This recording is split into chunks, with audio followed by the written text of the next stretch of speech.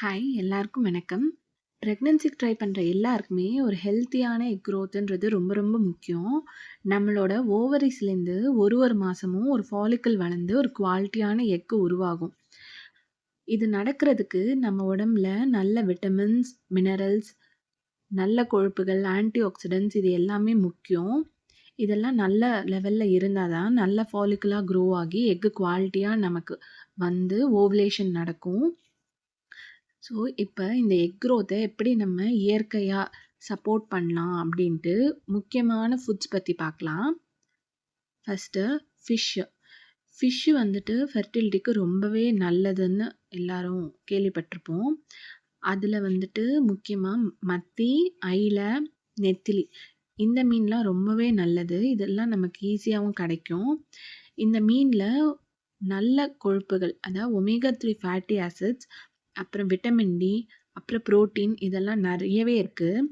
இந்த omega 3 fatty acid வந்து நம்ம எக்கு நல்ல குவாலிட்டியா உருவாகுறதுக்கு ரொம்பவே ஹெல்ப்ஃபுல்லா இருக்கும்.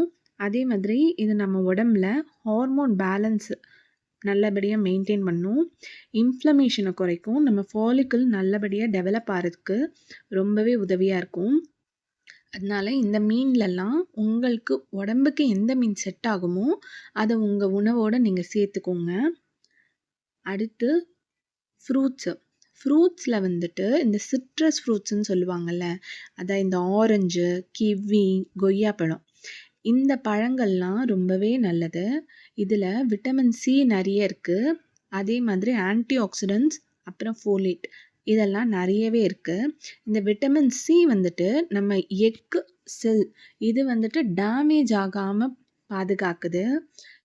அப்புறம் எக்கு குவாலிட்டியாக வர்றதுக்கும் ரொம்ப ஹெல்ப்ஃபுல்லாக இருக்குது. நம்ம உடம்புல ஹார்மோன்ஸையும் நல்லா பேலன்ஸ் பண்ணுறதுக்கு உதவியாக இருக்கும். நீங்கள் இந்த பழங்களில் கொய்யா, ஆரஞ்சு இதெல்லாம் எடுத்துக்கலாம். இல்லை வேறு உங்களுக்கு தெரிஞ்ச விட்டமின் சி நிறைய இருக்கிற பழங்களும் எடுத்துக்கோங்க. விட்டமின் சி நமக்கு உடம்புல அயன் அப்சார்ப்ஷன் நல்லபடியாக இருக்கிறதுக்கும் ரொம்பவே ஹெல்ப்ஃபுல்லாக இருக்கும். அடுத்து பார்த்திங்கன்னா வாழைப்பழம். வாழைப்பழம் வந்துட்டு நம்ம ஃபெர்டிலுக்கு ரொம்ப ரொம்ப முக்கியமான ஒரு பழம். இதில் வந்து விட்டமின் பி6, பொட்டாசியம், அப்புறம் மெக்னீஷியம் நிறையவே இருக்குது. இது நம்ம உடம்புல ஹார்மோன்ஸை நல்லா பேலன்ஸ் பண்ண உதவியாக இருக்கும். விட்டமின் பி6 வந்துட்டு நம்ம உடம்புல ஓவுலேஷன் நடக்கிறதுக்கு சப்போர்ட்டிவாக இருக்கும். அதே மாதிரி ப்ரொஜெஸ்ட்ரான் ஹார்மோனையும் இம்ப்ரூவ் பண்ணும். இதனால எக்கு சரியான நேரத்தில் ரிலீஸ் ஆகுறதுக்கு, அதான் ஓவுலேஷன் நடக்கிறதுக்கு ரொம்பவே உதவியாக இருக்குது. அதனால நீங்கள் ப்ரெக்னன்சிக்கு ட்ரை பண்ணுறப்ப உங்களால் முடிஞ்சளவு ஒரு நாளுக்கு ஒரு வாழைப்பழம் சாப்பிட பாருங்கள். அடுத்து பச்சைப்பயிறு.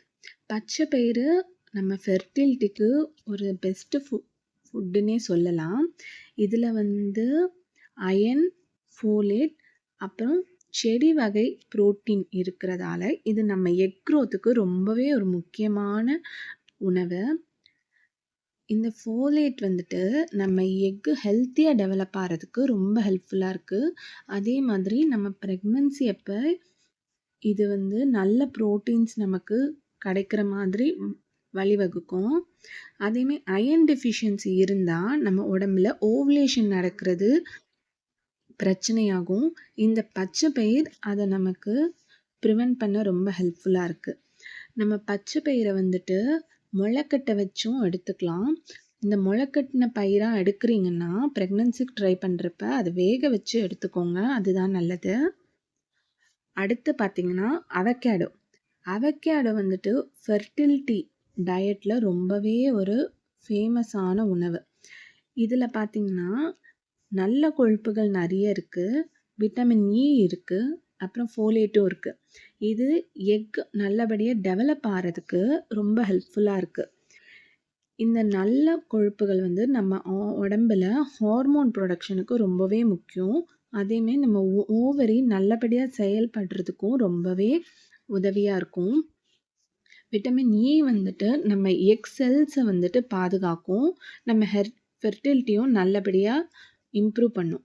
அதனால உங்களால் முடிஞ்ச அளவுக்கு உங்களுக்கு கிடைக்கும் அப்படின்னா அவக்காடோவ வந்துட்டு வாரத்துல ஒரு 2 வாட்டியாச்சும் சேர்த்துக்கோங்க.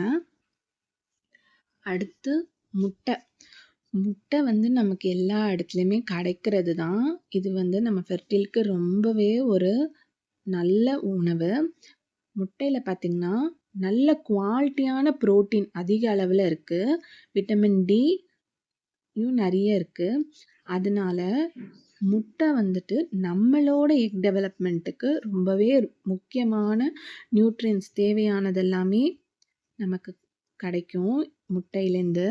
அதேமாரி புரோட்டீன் வந்து நம்மளோட எக் செல் க்ரோ ஆறதுக்கு ரொம்பவே ஹெல்ப்ஃபுல்லா இருக்கும். ஹார்மோன் நல்லா ப்ரொடியூஸ் ஆறதுக்குமே சப்போர்ட்டா இருக்கும். அதே மாதிரி விட்டமின் டி பார்த்தீங்கன்னா, டெஃபிஷியன்ட்டா இருந்ததுன்னா, அதான் விட்டமின் டி குறைபாடு இருந்ததுன்னா, நம்ம ஃபெர்டிலிட்டிய அது அஃபெக்ட் பண்ணும். அதனால விட்டமின் டி நமக்கு கிடைக்கிறதுக்கு தினமும் சன்லைட்ல கொஞ்ச நேரம் நீங்க நில்லுங்க. அது நம்ம உடம்புல விட்டமின் டிய இம்ப்ரூவ் பண்ணும். அது நம்ம ஃபெர்டிலிட்டிக்கு ரொம்ப நல்லது. நமக்கு அது முட்டையிலேருந்துமே கிடைக்குது விட்டமின் டி. அதனால முடிஞ்சளவு தினமும் ஒரு முட்டை உங்க உணவோட சேர்த்துக்கோங்க. அடுத்த உணவு பார்த்தீங்கன்னா, கீரை. முக்கியமா பாலக்கீரை, முருங்கைக்கீரை.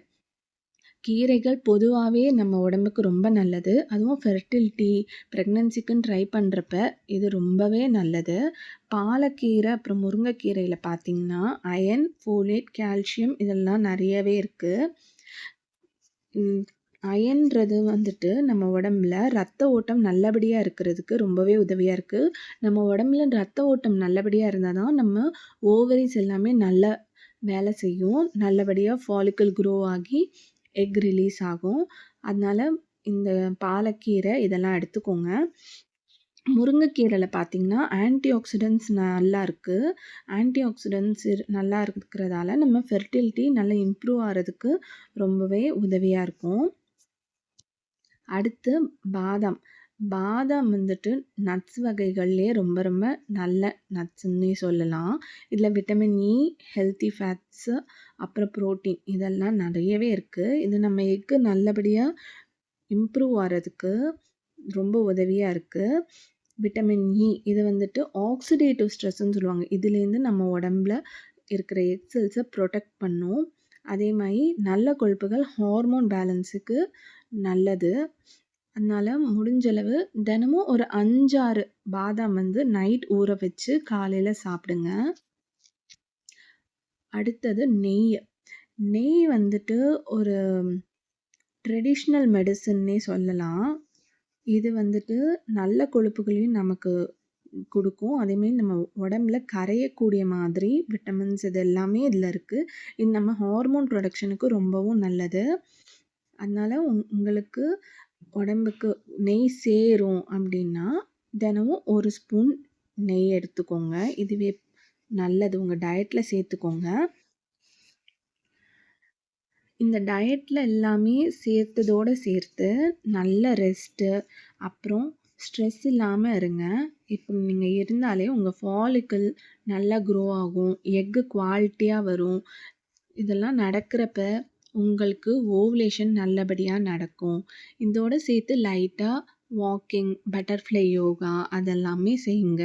உங்களுக்கு ஓவுலேஷன் நல்லபடியா நடக்கும். பிரெக்னன்சிக்கு ட்ரை பண்ற எல்லாருக்குமே நல்லபடியா பிரெக்னன்சி நடக்கும். தேங்க்ஸ் ஃபார் வாட்சிங்.